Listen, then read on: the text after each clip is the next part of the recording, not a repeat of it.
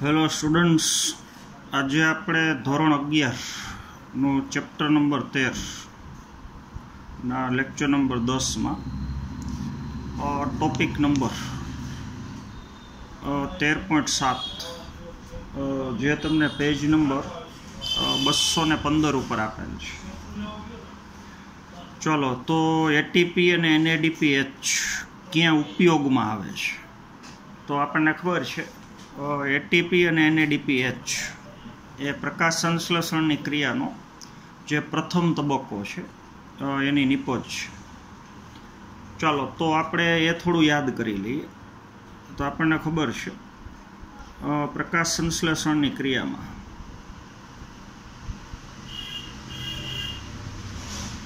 મુખ્ય બે તબક્કા છે.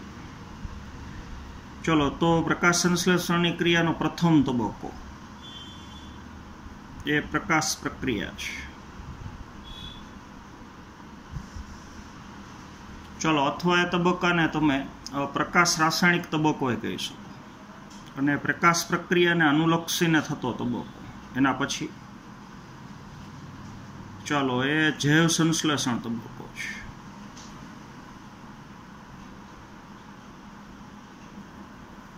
ચાલો, અથવા એને તમે અંધકાર પ્રક્રિયા કહી શકો. ચલો, બીજા તબક્કાના ઘણા બધા નામ છે, એની ચર્ચા આપણે આગળ કરીશું.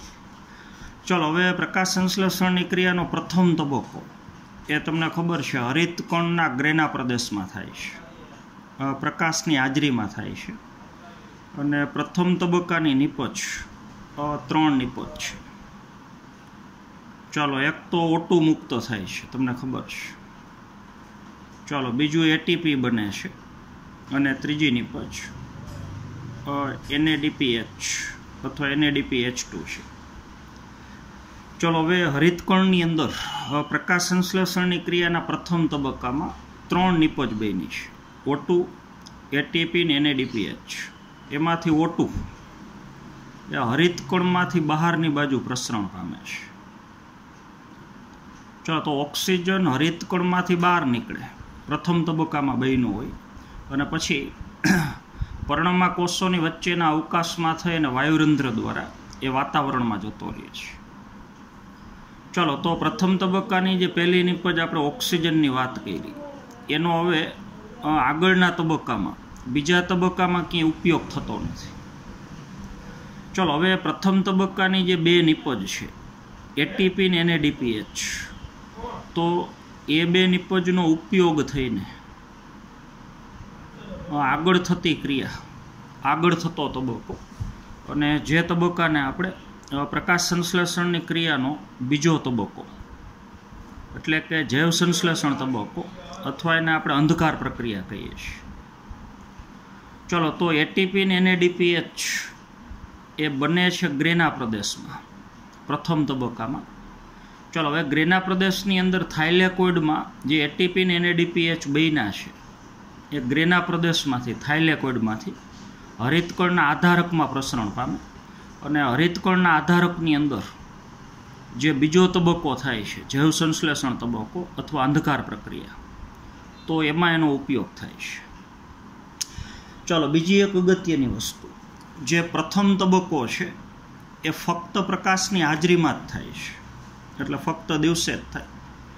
ચલો, હવે બીજો તબક્કો એ દિવસે થઈ શકે ને રાત્રે થઈ શકે. પ્રકાશ હાજર હોય તોય થાય છે, અને પ્રકાશ ગેરહાજર હોય તોય થાય છે.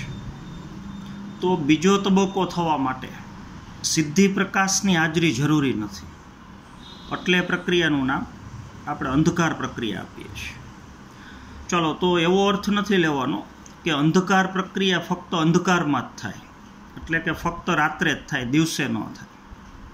તો ખરેખર તો જૈવ સંશ્લેષણ તબક્કાને અંધકાર પ્રક્રિયા નામ આપવું એ યોગ્ય નથી.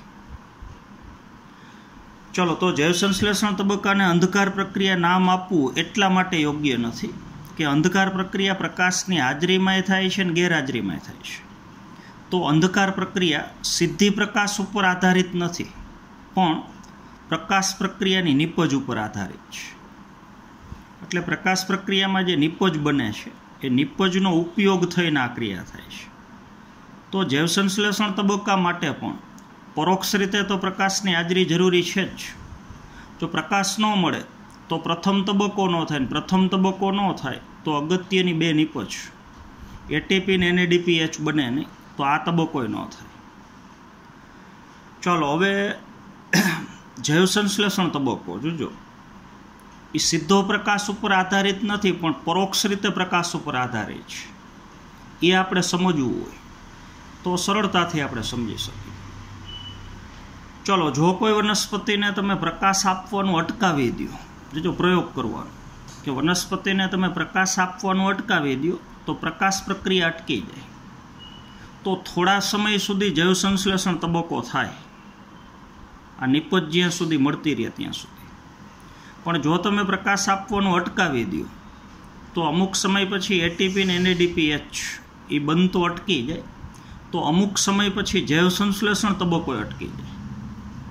તો આ પ્રયોગ બતાવે છે કે જૈવ સંશ્લેષણ તબક્કા માટે સીધી પ્રકાશની જરૂર નથી, પણ પરોક્ષ રીતે વાયા પ્રકાશની હાજરી જરૂરી તો છે જ.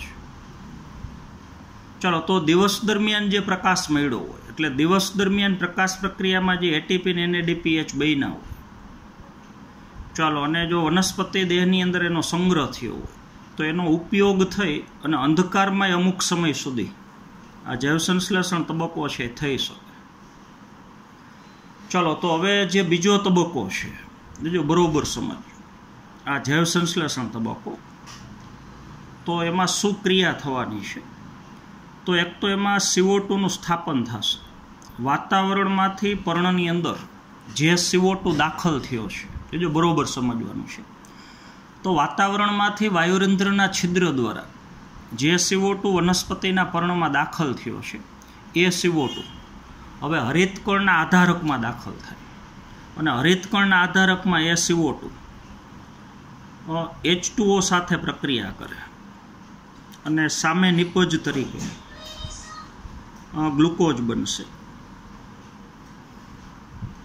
ચાલો, અથવા શર્કરા બનશે એવું કહી શકો, ચાલો, અથવા ખોરાક બનશે, ચાલો, અથવા ગ્લુકોઝ એક પ્રકારનું કાર્બોદિત છે એટલે કાર્બોદિત બનશે. ચાલો, આવી પ્રક્રિયા બીજા તબક્કામાં થવાની છે. ખરેખર આ પ્રક્રિયા કેવી રીતથી થાય એ આગળ આપણે સમજવાનું છે.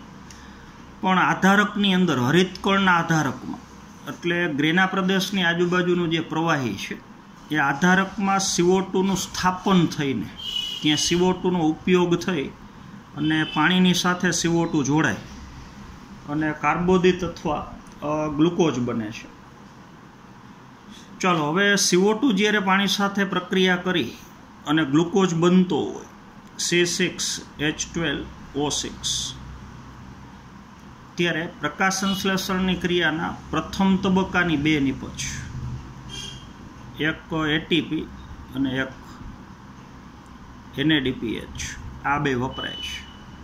તો પહેલા તબક્કામાં એટીપી ને NADPH બને છે અને બીજા તબક્કામાં આધારકની અંદર CO2નું સ્થાપન થઈ અને જ્યારે ગ્લુકોઝ બનતો હોય તો પ્રથમ તબક્કાની બે નિપજ વપરાય છે. ચલો, તો CO2 પાણી સાથે પ્રક્રિયા કરી અને પ્રથમ તબક્કાની બંને નિપજનો ઉપયોગ કરી અને બીજા તબક્કામાં ગ્લુકોઝ બને છે. ચાલો, આ ખરેખર ક્રિયા કેમ થાય છે?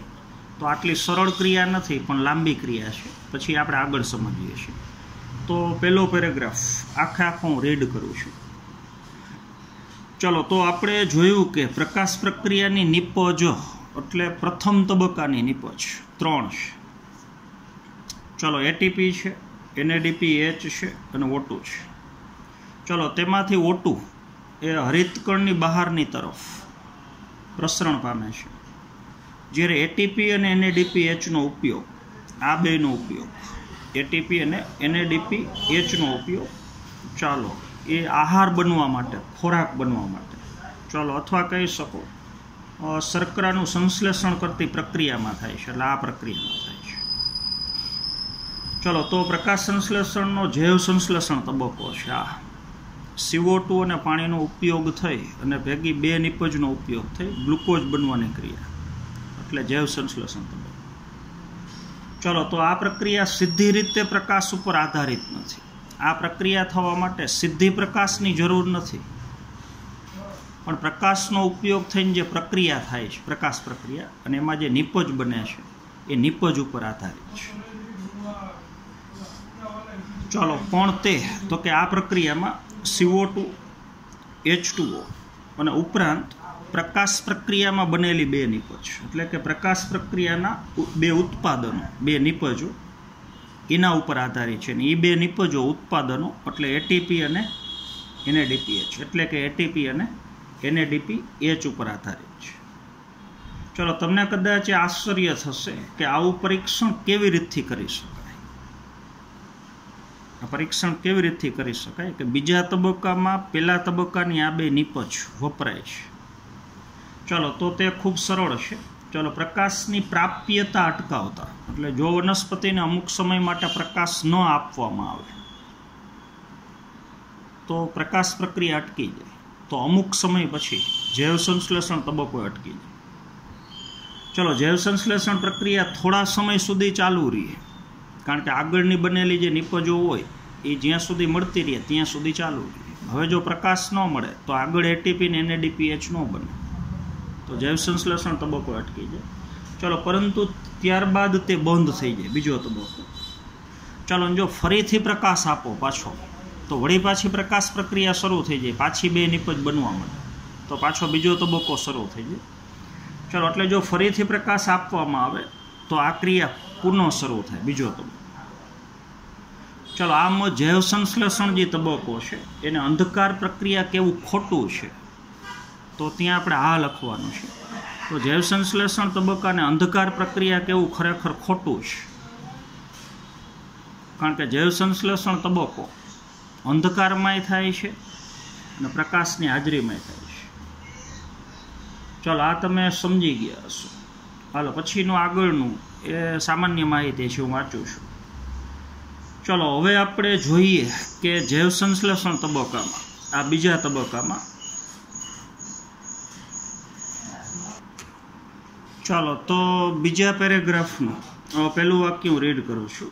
તો હવે આપણે જોઈએ કે જૈવ સંશ્લેષણ તબક્કામાં એટીપી અને NADPHનો ઉપયોગ કેવી રીતથી થાય છે. પહેલા તબક્કાની બે નિપજનો ઉપયોગ થઈ CO2 અને પાણીની હાજરીમાં ગ્લુકોઝ કઈ રીતથી બને છે. ચલો, તો આપણે પહેલાં જોયું કે H2Oની સાથે CO2 સંકળાય, H2O અને CO2 બે સંકળાય અને ગ્લુકોઝ બનાવે છે. ગ્લુકોઝનું સામાન્ય સૂત્ર તમને ખબર છે, CH2O અને આખા કૌંસની બહાર N. તો જ્યાં Nનું મૂલ્ય 6 છે, 6, એટલે અહીં 6 મૂકી દો તો C6H12O6, એટલે ખરેખર ગ્લુકોઝની વાત છે. ચલો, અથવા શર્કરા ઉત્પન્ન થાય છે. હાલો, આ તમે સમજી ગયા છો. ચલો, હવે વૈજ્ઞાનિકો માટે સંશોધનની ક્રિયા દરમિયાન મુખ્ય પ્રશ્ન એ હતો, એટલે બરોબર સમજવાનું છે. વૈજ્ઞાનિકોએ જ્યારે શરૂઆતના સમયમાં પ્રકાશ સંશ્લેષણની ક્રિયાના બીજા તબક્કાનો જ્યારે અભ્યાસ કર્યો, જૈવ સંશ્લેષણ તબક્કો, તો અગત્યનો પ્રશ્ન એ હતો કે હરિતકણના આધારકમાં જ્યારે CO2નું સ્થાપન થાય છે, તો CO2નું સ્થાપન થવાથી CO2ની પ્રક્રિયા પાણી સાથે થઈ અને બીજા તબક્કામાં સૌથી પહેલી નિપજ કઈ બને છે. તો જો અહીંયા આપણે લખ્યું છે કે CO2 પ્લસ H2O, તો સીધો ગ્લુકોઝ ન બને, વચ્ચે ઘણા બધા સંયોજનો બને અને એ સંયોજનોનું રૂપાંતરણ થઈ અને ધીમે ધીમે છેલ્લે ગ્લુકોઝ બને. તો CO2નું સ્થાપન થવાથી પહેલી સ્થાયી નિપજ કઈ બને છે, એ વૈજ્ઞાનિકો માટે મુખ્ય સમસ્યા હતી. ચલો, તો જ્યારે દ્વિતીય વિશ્વયુદ્ધ થયું, એટલે ખાસ કરીને 1942ની આજુબાજુનો સમયગાળો. ચલો, તો ત્યારે મેલ્વિન કેલ્વિન નામના વૈજ્ઞાનિકે, બીજું વૈજ્ઞાનિકનું નામ છે મેલ્વિન કેલ્વિન, તો એને ક્લોરેલા લીલ ઉપર પ્રયોગ કર્યા સાબિત કરવા માટે કે પ્રકાશ સંશ્લેષણની ક્રિયામાં હરિતકણના આધારકમાં જ્યારે CO2નું સ્થાપન થાય છે તો પેલી સ્થાયી નિપજ કઈ બને છે? ચાલો, તો જે મૂંઝવતો પ્રશ્ન હતો કે હરિતકણના આધારકમાં CO2 નું સ્થાપન થવાથી પેલી સ્થાયી નિપજ કઈ બને છે એનું સંશોધન કરવા માટે મેલ્વિન કેલ્વિન નામના વૈજ્ઞાનિકે ક્લોરેલા લીલ ઉપર અભ્યાસ કર્યો. ચાલો, અને કાર્બનનો જે રેડિયોએક્ટિવ સમસ્થાનિક છે આઇસોટોપ C14, તો એનો ઉપયોગ કર્યો. ચાલો, તો C14 એ કાર્બનનો રેડિયોએક્ટિવ સમસ્થાનિક છે. ચાલો, તો આનો ઉપયોગ કરીને સાબિત કર્યું કે પ્રકાશ સંશ્લેષણની ક્રિયામાં પ્રથમ સ્થાયી નિપજ એ કઈ છે?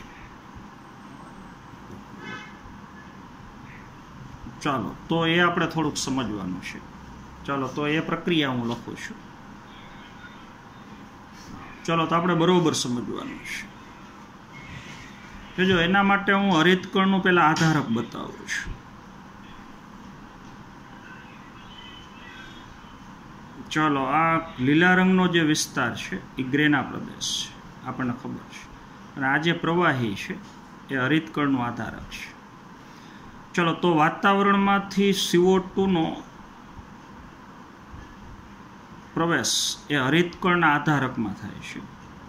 ચલો, હવે હરિતકણના આધારકમાં CO2 દાખલ થયા પછી એ આધારકમાં જે RuBP હાજર છે એ એક પ્રકારની પેન્ટોસ શર્કરા છે, રિબ્યુલોઝ બાયફોસ્ફેટ, તમને ખબર છે. ચલો, આખું નામ છે રિબ્યુલોઝ 1,5 બાયફોસ્ફેટ. તો એની સાથે CO2 પહેલાં જોડાય છે. જોજો, તો એ પ્રક્રિયા હું લખું છું. ચલો, વાતાવરણમાંથી આવેલો CO2 હવે હરિતકણના આધારકમાં હાજર છે અને પ્લસ એ જોડાશે આધારકમાં પહેલેથી જ હાજર રહેલી પેન્ટોસ શર્કરા. ચલો, કીટોપેન્ટોસ શર્કરા છે. ચલો, હવે CO2 ના બંધારણમાં એક કાર્બન હોય. જોજો, એટલે આપણે એને ડોટથી બતાવીએ. ચાલો, તો RuBP પેન્ટોસ શર્કરા છે એટલે એમાં કાર્બનની સંખ્યા 5 હોય. તો આપણે 5 કાર્બન બતાવીએ.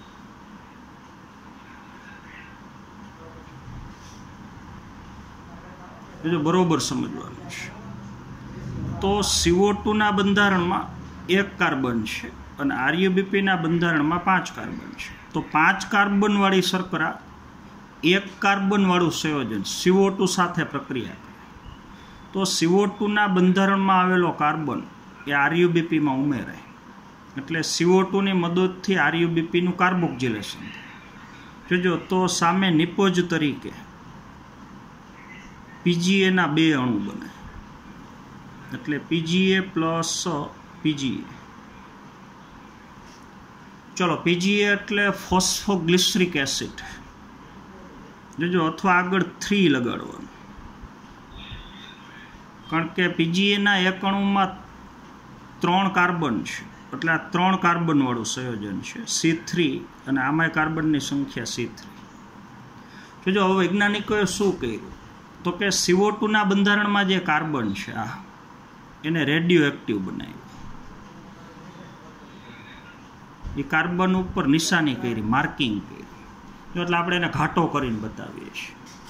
તો CO2 ના બંધારણમાં જે કાર્બન છે એ કાર્બન C14 એટલે કાર્બનનો રેડિયોએક્ટિવ સમસ્થાનિક, એનો ઉપયોગ કર્યો. તો હરિતકણના આધારકમાં જે CO2 આવે છે એ CO2 ના બંધારણમાં સામાન્ય કાર્બન ન હોય પણ રેડિયોએક્ટિવ C14 પ્રકારનો કાર્બન હોય. તો એને આપણે ઘાટો કરીને બતાવીએ છીએ. ચલો, RuBP ના બંધારણમાં જે કાર્બન છે એ સામાન્ય કાર્બન છે. ચલો, હવે પહેલી નિપજ PGA નો અણુ બને છે 3 કાર્બન વડે. એ સાબિત કરવા માટે એને આ કાર્બન ઉપર માર્કિંગ કર્યું, નિશાની કરી. તો એને આપણે ઘાટો કરીને બતાવીએ છીએ. જોજો, હવે CO2 ના બંધારણમાં કાર્બનની સંખ્યા 1 છે અને RuBP ના બંધારણમાં કાર્બન 5 છે. તો CO2 નો કાર્બન આમાં ઉમેરાય એટલે કાર્બનની સંખ્યા 5 ને 1 6 થઈ ગઈ. તો RuBP માં CO2 નો કાર્બન ઉમેરાય તો તો નિપજ તરીકે 2 અણુ પીજીએના બને, 3 પીજીએ, એટલે 3 ફોસ્ફોગ્લિસરિક એસિડ અથવા 3 ફોસ્ફોગ્લિસરેટ, 2 નામ આપીશું. જોજો, એટલે પીજીએના એક અણુમાં 1 ફોસ્ફેટ છે, 3 કાર્બન છે ને 1 ફોસ્ફેટ છે, ફોસ્ફોગ્લિસરિક એસિડ. તો જે ફોસ્ફરસ છે એ ત્રીજા ક્રમના કાર્બન હારે જોડાયેલો છે. તો પીજીએના બંધારણમાં આવેલો ફોસ્ફેટ એ ત્રીજા ક્રમના કાર્બન હારે જોડાયેલો છે, એટલે આગળ આપણે 3 લખ્યું છે. તો પહેલી સ્થાયી નિપજ 3 કાર્બનયુક્ત એક એસિડ બને છે, પીજીએનો અણુ બને છે. ચલો, તો 3 કાર્બનવાળો એક એસિડ પીજીએ એ પ્રકાશ સંશ્લેષણની ક્રિયામાં જૈવ સંશ્લેષણ તબક્કામાં પહેલી સ્થાયી નિપજ. જોજો, એટલે આ જે જૈવ સંશ્લેષણ તબક્કો છે એનું બીજું નામ તમે C3 પથેય કહેશો. ચાલો, તો હવે 4 નામ થઈ ગયા. જૈવ સંશ્લેષણ તબક્કો કહી શકો, અંધકાર પ્રક્રિયા કહી શકો, અથવા પહેલી સ્થાયી નિપજ પીજીએ બને છે અને એમાં કાર્બનની સંખ્યા 3 છે, તો જૈવ સંશ્લેષણ તબક્કો એને C3 પથેય કહી શકો. અને આ જે સંશોધન છે એ મેલ્વિન કેલ્વિને કરેલું છે. જૈવ સંશ્લેષણ તબક્કાનો અભ્યાસ મેલ્વિન કેલ્વિને કરેલું છે. તો આનું બીજું એક નામ તમે કેલ્વિન ચક્ર કહી શકો. તો મેલ્વિન કેલ્વિન અને બીજા એના સાથીદારો બેન્સન અને બાસન, આમ તો 3 વૈજ્ઞાનિકો છે. એક કેલ્વિન, બીજું બેન્સન અને બાસન. આ 3 વૈજ્ઞાનિકોએ ભેગા મળી અને જૈવ સંશ્લેષણ તબક્કો C3 પથ એનો અભ્યાસ કરેલો છે. ચલો, હવે ક્લોરેલા લીલ ઉપર અભ્યાસ કરવાથી સાબિત થયું કે જ્યારે વાતાવરણનો CO2 હરિતકણના આધારકની અંદર સ્થાપન પામે છે, જો બરોબર સમજ, અને જ્યારે RuBP એ જોડાય છે તો સૌથી પહેલી નિપજ 3 કાર્બનવાળો એક એસિડ, ફોસ્ફોગ્લિસરિક એસિડ, એના 2 અણુ બને છે. અને એના ઉપરથી આ તબક્કાને આપણે C3 પથ કહીશું, કારણ કે પહેલી નિપજમાં કાર્બનની સંખ્યા 3 છે પીજીએમાં, એટલે પથનું નામ આપ્યું C3 પથ. તો એનું સંશોધન કેલ્વિન નામના વૈજ્ઞાનિકે કરેલું છે. ચાલો, પછી કેલ્વિન અને અન્ય વૈજ્ઞાનિકોએ જોયું કે બધી વનસ્પતિમાં હરિતકણની અંદર જ્યારે CO2નું સ્થાપન થાય, હરિતકણના આધારકમાં CO2 આવે ત્યારે પહેલી સ્થાયી નિપજ પીજીએ જ બને છે. તો અભ્યાસ કરતાં ખબર પડી કે મોટાભાગની વનસ્પતિમાં હરિતકણના આધારકમાં CO2 એ RuBP હારે જોડાય છે, અને મોટાભાગની વનસ્પતિમાં એક CO2નો અણુ એક RuBP હારે જોડાય તો 2 અણુ પીજીએના બને છે. એટલે પહેલી સ્થાયી નિપજ 3 કાર્બનવાળો પદાર્થ છે. એટલે મોટાભાગની વનસ્પતિમાં પ્રકાશ સંશ્લેષણની ક્રિયાનો બીજો તબક્કો એ C3 પથ દ્વારા થાય છે.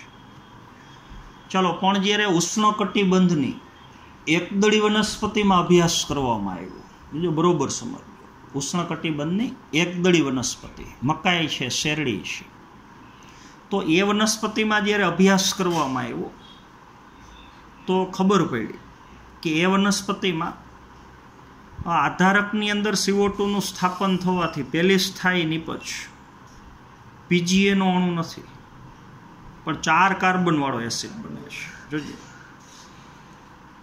તો અભ્યાસ કરવાથી ખબર પડી કે CO2 પ્લસ RuBPની જગ્યાએ PEP થાય છે, ફોસ્ફોઇનોલ પાયરુવિક એસિડ.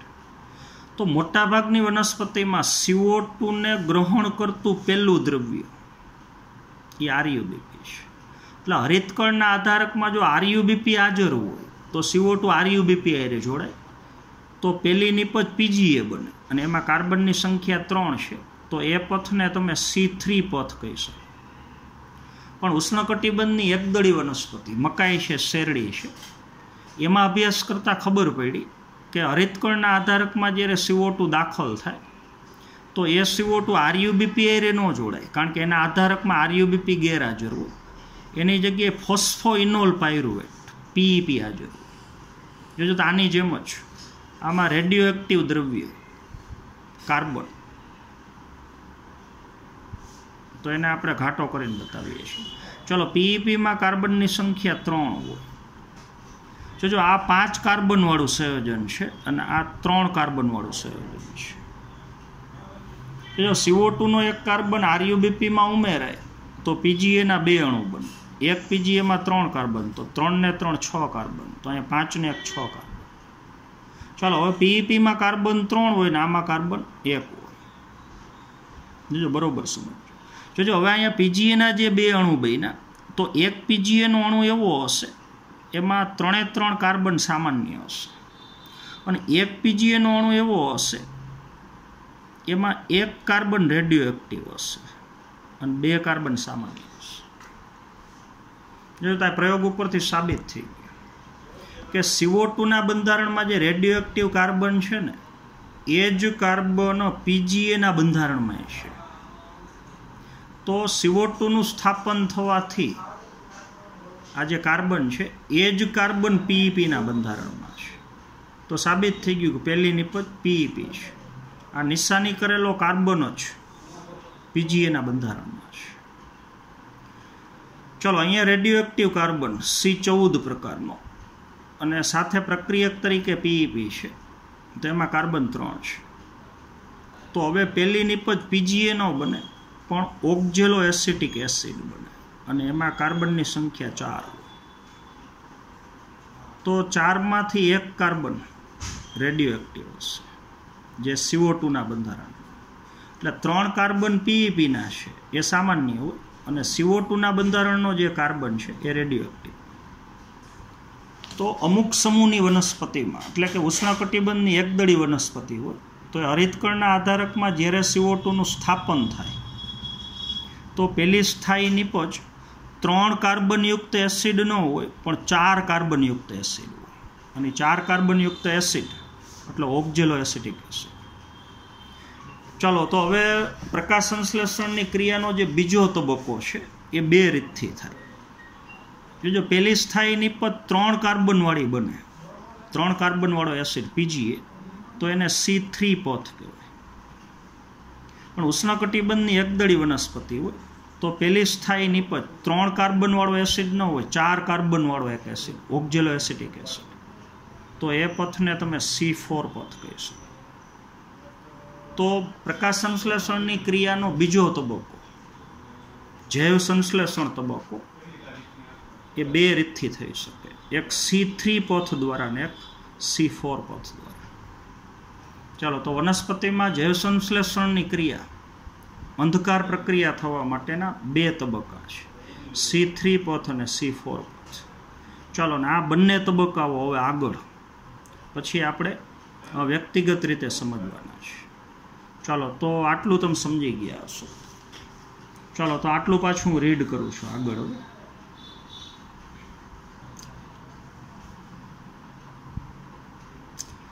ચલો, વૈજ્ઞાનિકોની ઉત્સુકતાથી, એટલે વૈજ્ઞાનિકો એ જાણવા માટે તત્પર હતા, ઉત્સુક હતા કે પ્રકાશ સંશ્લેષણની ક્રિયામાં CO2નું જ્યારે સ્થાપન થતું હોય તો પહેલી સ્થાયી નિપજ કઈ બને છે એનું એને સંશોધન કર્યું. આ સંશોધન કરવા માટે એને રેડિયો એક્ટિવ C14નો ઉપયોગ કર્યો. ચલો, તેઓએ શોધ્યું કે આ પ્રક્રિયા કેવી રીતથી પૂર્ણ થાય છે, આખી પ્રક્રિયાનું સંશોધન કર્યું. ચલો, અથવા તે જાણવું જોઈએ કે CO2નો પ્રક્રિયામાં પ્રવેશ થવાથી, એટલે જ્યારે હરિતકણના આધારકમાં CO2 આવે છે, હાલો, અથવા તેનું સ્થાપન થવાના લીધે પહેલી નિપજ કઈ બને છે, તો એને સંશોધન ઉપરથી સાબિત કર્યું કે 2 પ્રકારની નિપજ બની શકે. મોટાભાગની વનસ્પતિમાં પહેલી નિપજ 3 કાર્બનવાળો એસિડ PGA બને છે, એટલે મોટાભાગની વનસ્પતિમાં બીજો તબક્કો C3 પથ દ્વારા થાય છે. પણ અમુક વનસ્પતિમાં પહેલી નિપજ 4 કાર્બનવાળો એસિડ ઓક્ઝેલો એસિટિક એસિડ બને છે. તો અમુક વનસ્પતિમાં જૈવ સંશ્લેષણ તબક્કો C4 પથ દ્વારા થાય છે.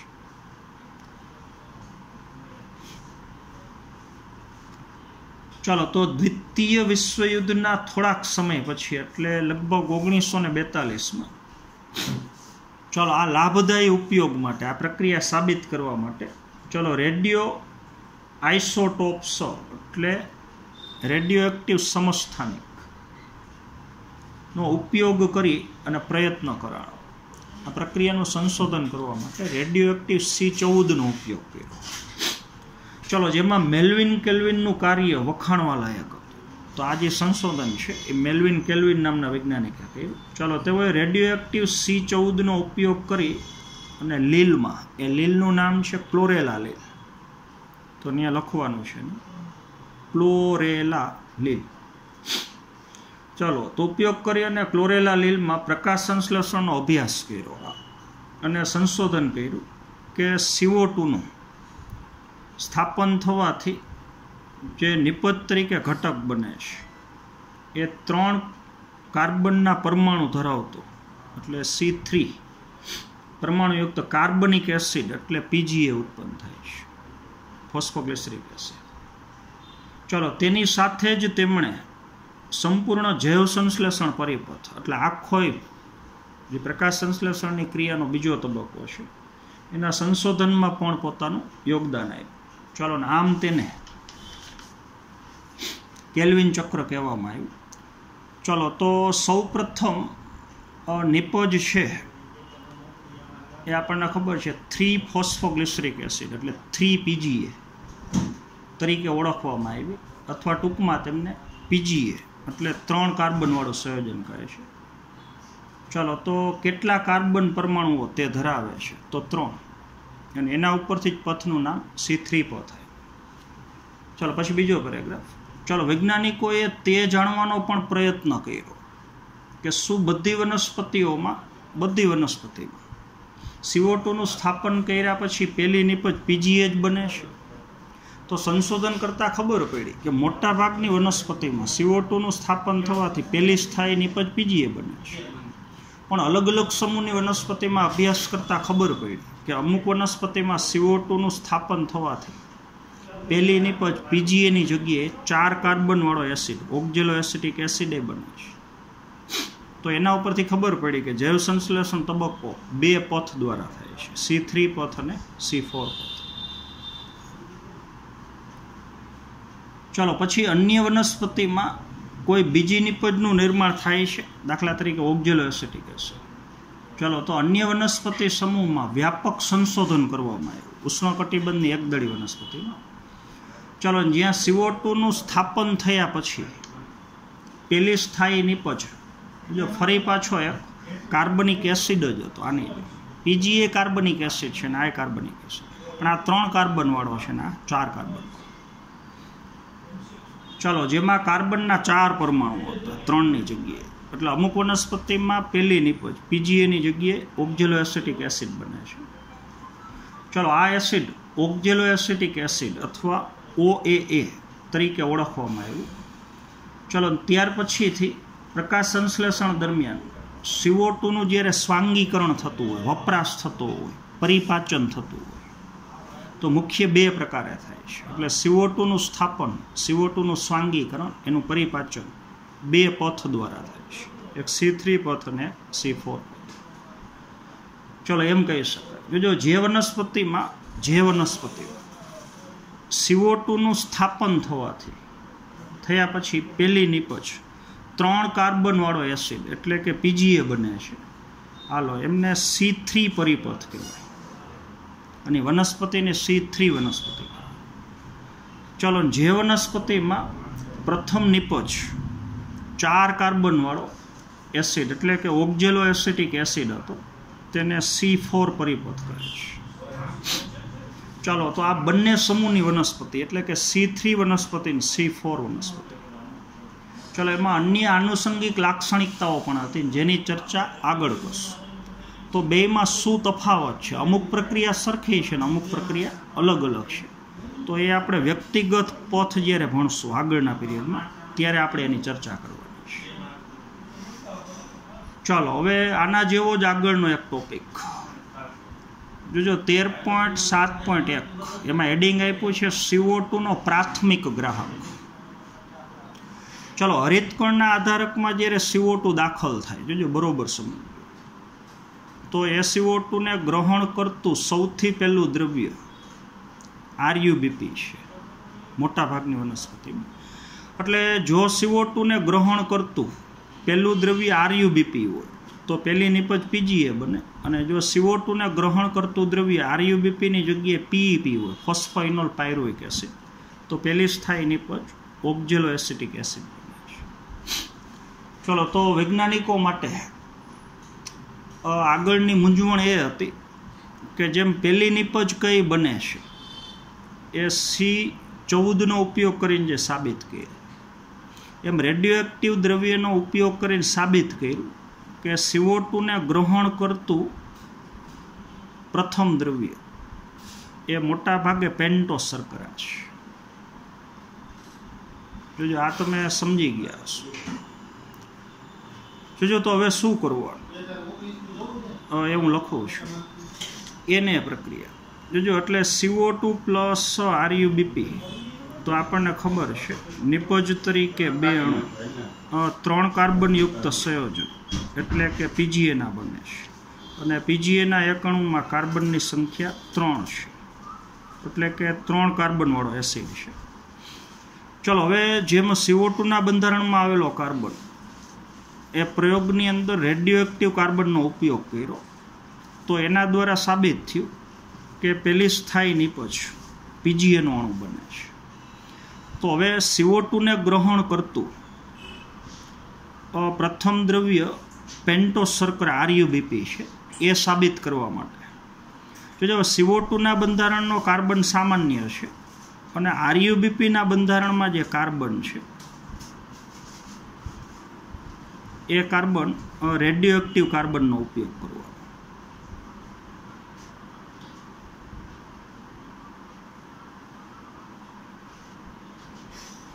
જોજો, તો હવે જે PGA ના 2 અણુ બનશે એ PGA ના અણુમાં, ચલો, એક PGA ના અણુમાં એક કાર્બન સામાન્ય હશે, 2 કાર્બન રેડિયોએક્ટિવ હશે, અને બાકીનો જે PGA નો અણુ છે એમાં 3 કાર્બન એ રેડિયોએક્ટિવ હશે.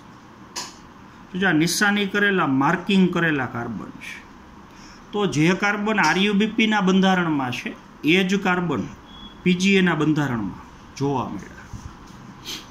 ચલો, તો આ પ્રયોગ ઉપરથી સાબિત થઈ ગયું કે હરિતકણના આધારકમાં જ્યારે CO2 નું સ્વાંગીકરણ થતું હોય, CO2 નું સ્થાપન થતું હોય, તો એ CO2 ને ગ્રહણ કરતો, એટલે કે CO2 નો પ્રાથમિક ગ્રાહક, CO2 ને સૌથી પહેલાં ગ્રહણ કરતું દ્રવ્ય એ એક પ્રકારની કીટોઝ પ્રકારની પેન્ટોસ શર્કરા એટલે કે RUBP છે, રિબ્યુલોસ બાયફોસ્ફેટ છે. ચલો, તો એ પ્રયોગ ઉપરથી સાબિત થઈ ગયું. તો મોટાભાગની વનસ્પતિમાં CO2 ને ગ્રહણ કરતું પ્રાથમિક CO2 ગ્રાહક તરીકે RUBP છે. ચલો, હવે પ્રથમ સ્થાયી નિપજ PGA નો અણુ બને છે ને એમાં કાર્બનની સંખ્યા 3 છે. તો વૈજ્ઞાનિકોએ શરૂઆતના સમયમાં CO2 ને ગ્રહણ કરતું જે દ્રવ્ય છે પ્રાથમિક CO2 ગ્રાહક છે એ કોઈ પણ 2 કાર્બનવાળું સંયોજન હોવું જોઈએ. તો એ શક્યતાનો એને પહેલાં પ્રથમ વિચાર કર્યો, પણ રેડિયોએક્ટિવ કાર્બનનો ઉપયોગ કરવાથી સાબિત થઈ ગયું કે CO2 ને ગ્રહણ કરતું પ્રાથમિક CO2 ગ્રાહક એ 2 કાર્બનવાળું સંયોજન નથી, પણ 5 કાર્બનવાળું સંયોજન RUBP નો અણુ છે. જોજો, એટલે ખરેખર પ્રક્રિયા આવી હોઈ શકે. પહેલાં પ્રક્રિયા આવી વિચારી કે CO2 ના બંધારણમાં કાર્બનની સંખ્યા 1 છે. ચલો, તો CO2 ને ગ્રહણ કરતું જે પ્રક્રિયક તરીકે બીજું દ્રવ્ય છે એ 2 કાર્બનવાળું સંયોજન હોવું જોઈએ, કારણ કે નિપજ તરીકે PGA નો અણુ બને છે અને PGA ના અણુમાં કાર્બનની સંખ્યા 3 છે. એટલે જો નિપજમાં કાર્બનની સંખ્યા 3 હોય તો CO2 ના બંધારણમાં 1 કાર્બન છે, તો CO2 સાથે પ્રક્રિયક તરીકે જોડાતું બીજું દ્રવ્ય એ 2 કાર્બનવાળું સંયોજન હોવું જોઈએ. પણ આ રેડિયોએક્ટિવ કાર્બનનો ઉપયોગ કરવાથી સાબિત થયું કે CO2 ને ગ્રહણ કરતો પ્રાથમિક CO2 ગ્રાહક એ 2 કાર્બનવાળું સંયોજન નથી, પણ 5 કાર્બનવાળું સંયોજન છે. ચાલો, તો એ પ્રક્રિયાનો પેરેગ્રાફ હું વાંચું છું. તમારે ટેક્સ્ટબુક પ્રમાણે એક એક વાક્ય ફરીથી સમજવાનું છે. ચલો, તો તમારે ટોપિક નંબર 13.7.1 અને એમાં હેડિંગ છે CO2 નો પ્રાથમિક ગ્રાહક. એટલે કે હરિતકણના આધારકમાં CO2 જ્યારે સ્થાપન થતું હોય તો એ CO2 ને ગ્રહણ કરતું પ્રાથમિક દ્રવ્ય કયું છે? ચાલો, તો એ RuBP નો અણુ છે. ચલો, તો આવો હવે આપણે આપણી જાતને જે એક પ્રશ્ન પૂછીએ કે જેવી રીતે વૈજ્ઞાનિક દ્વારા પૂછાયેલો હતો. એટલે શરૂઆતના સમયમાં વૈજ્ઞાનિકોને જે મૂંઝવણ હતી કે CO2 નું સ્થાપન થવાથી પહેલી નિપજ કઈ બને છે, CO2 નું જ્યારે સ્થાપન થતું હોય તો એને ગ્રહણ કરતું પહેલું દ્રવ્ય કયું છે? ચાલો, તો એને રેડિયોએક્ટિવ C14 નો ઉપયોગ કરી અને સાબિત કર્યું કે પહેલી સ્થાયી નિપજ મોટાભાગે PGA બને છે અને CO2 ને ગ્રહણ કરતું પ્રાથમિક CO2 ગ્રાહક, સૌથી પહેલાં CO2 ને ગ્રહણ કરતું દ્રવ્ય RuBP છે. ચાલો, તો અંધકાર પ્રક્રિયાને સમજવા માટે જે વૈજ્ઞાનિકોએ સંઘર્ષ કર્યો, અવનવા સંશોધનો કર્યા, ક્લોરેલા લીલ ઉપર અભ્યાસ કર્યો, રેડિયોએક્ટિવ C14 નો ઉપયોગ કર્યો. ચાલો, તો તે અણુમાં CO2 નું ગ્રહણ કર્યા પછી કેટલા કાર્બન પરમાણુઓ ધરાવે? તો આપણને ખબર છે RuBP એ CO2 ને ગ્રહણ કર્યા પછી જે નિપજ બને PGA એમાં 3 કાર્બન પરમાણુ છે. ચાલો, તો PGAના સ્વરૂપમાં 3 કાર્બન પરમાણુ ધરાવતો હશે. ચાલો, આવું જે સંશોધન કર્યું એવી જ એક બીજી સમસ્યા હતી કે CO2 નું જ્યારે સ્થાપન થાય છે તો પ્રાથમિક CO2 ગ્રાહક તરીકે કયું દ્રવ્ય વર્તે છે? ચલો, ખૂબ જ અનપેક્ષિત રીતનો અભ્યાસ દર્શાવે છે કે CO2 ને ગ્રહણ કરનાર અણુ એક 5 કાર્બન યુક્ત કીટોસ શર્કરા હતી. પ્રયોગ ઉપરથી વૈજ્ઞાનિકોએ સાબિત કર્યું કે CO2 ને ગ્રહણ કરતું સૌથી પહેલો પ્રાથમિક CO2 ગ્રાહક એ 5 કાર્બન ધરાવતી કીટોસ શર્કરા એટલે કે RuBP હતી. ચલો, એનું આખું નામ તમને ખબર છે, રિબ્યુલોઝ 1,5 બાયફોસ્ફેટ હતી. ચલો, શું તમારામાંથી કોઈએ આ સંભાવના વિશે વિચાર્યું હશે? જો આપણે પહેલી સંભાવના એવી વિચારી શકીએ કે પહેલી સ્થાયી નિપજ PGA નો અણુ હોય ને એમાં જો કાર્બનની સંખ્યા 3 હોય તો CO2 સાથે જોડાતો અહીંયા RuBP ની જગ્યાએ 2 કાર્બન વાળું કોઈ પણ સંયોજન. ચાલો, પણ સત્ય હકીકત આપણને ખબર છે 2 કાર્બન વાળું સંયોજન નથી, ત્યાં 5 કાર્બન વાળું સંયોજન RuBP છે. ચાલો, પછીના વાક્ય બધા ખાલી સામાન્ય માહિતી છે. ચિંતા ન કરો, વૈજ્ઞાનિકોએ પણ આ તારણ સુધી પહોંચવા માટે ઘણો સમય લાગ્યો, એટલે અવનવા ઘણા બધા સંશોધનો કર્યા. ચલો, તો તેમને કોઈ પણ નિર્ણય ઉપર પહોંચતા પહેલાં ઘણા બધા પ્રયોગો કર્યા. તેઓ એમ પણ માનતા હતા કે પહેલી નિપજ 3 કાર્બન વાળો એસિડ છે PGA, તો પ્રાથમિક CO2 ગ્રાહક આજે RuBP છે એની જગ્યાએ કોઈ પણ 2 કાર્બન વાળું કદાચ સંયોજન હોઈ શકે. ચલો, 2 કાર્બન વાળું સંયોજન હશે. ચલો, તેઓએ 5 કાર્બન વાળો પદાર્થ RuBP અથવા સંયોજન એના સંશોધન પહેલાં 2 કાર્બન વાળા સંયોજનને ઓળખવા માટે ઘણા બધા પ્રયત્નો કર્યા. ચલો, 2 કાર્બન વાળા ઘણા બધા સંયોજન એના કાર્બનને રેડિયોએક્ટિવ બનાવ્યું તો પ્રયોગ દ્વારા સાબિત જ ન થયું કે PGAના બંધારણમાં રેડિયોએક્ટિવ કાર્બન હોય.